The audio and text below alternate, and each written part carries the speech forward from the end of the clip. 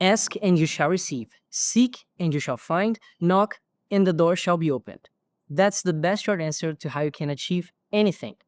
But there's a catch. Ask, seek, and knock. These three steps actually in the original mean ask and keep asking and you shall receive. Seek and keep seeking and you shall find. Knock and keep knocking and the door shall be open. It means that you have to be persistent. Now let's break it down. The first step is to ask. But to whom are you going to ask? Because not everyone is reliable. You can't just go out there trusting everyone. Do you know who you can trust? The ones who love you, the ones who already have walked the path you want to walk to, and the ones who can keep your secrets. Ask them. In the context in which this sentence was spoken, the disciples had asked Jesus, "Teach us how to pray. Why are we not achieving what we want?" And Jesus said, "That's because you don't ask enough." So praying is the first type of realization that you may need, the realization of mind.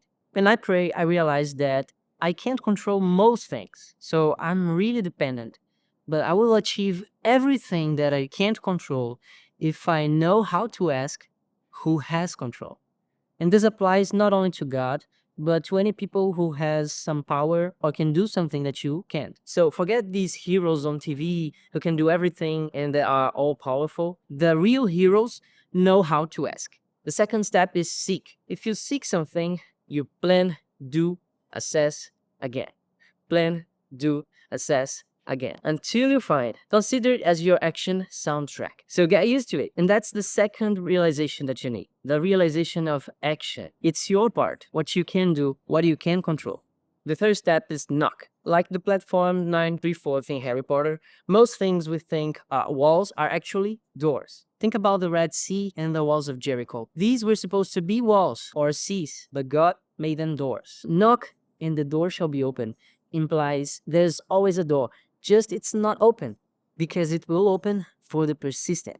Naaman was successful. He was the commander of a Syrian army in the 9th century before Christ, but out of the blue he got leprosy. He was set to lose everything slowly over a few years and eventually die isolated from society. I know this illness doesn't have a cure, but me doing nothing is worse. Like leprosy, inactivity slowly leads to death. So he started asking the Assyrian gods for cure, using his money and influence to pay for the best healers. This seeking rhythm was playing in his life.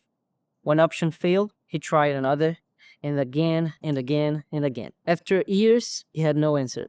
Until after a battle with Israel, he took a slave girl who told him about a healer. Elisha is what we call him. He raised the boy from the dead. Sir, imagine what he can do for you, sir. Where does he live? In Samaria. But going to Israel could be seen as another military threat. So he asked the king of Syria for help.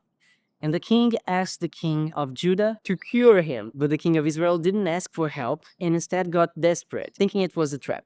So Elisha asked him to send Naaman to him. And after that, Naaman sought Elisha. And after everyone had asked and sought enough, Naaman found himself in front of a door. Except his door was the Jordan River. Elisha told him if he washed there 7 times, he would be healed. You probably know the story. It was as simple as knocking a door 7 times, but at that point, Naaman gave up. It would be so much easier if I knew how many times I'd have to fail, isn't it? But think about that.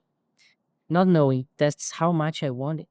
Luckily, Naaman's servants convinced him to try one last time. He went to the Jordan River, washed 7 times, and the door to his healing was open. So ask and keep asking, and you shall receive. Seek and keep seeking, and you shall find. Knock and keep knocking, and the door shall be opened. Every door you want to open is just waiting for the one persistent enough. Is that you? Now the first exercise of this course is to ask. And Jesus is the first to ask. He's asking you, what do you want me to do?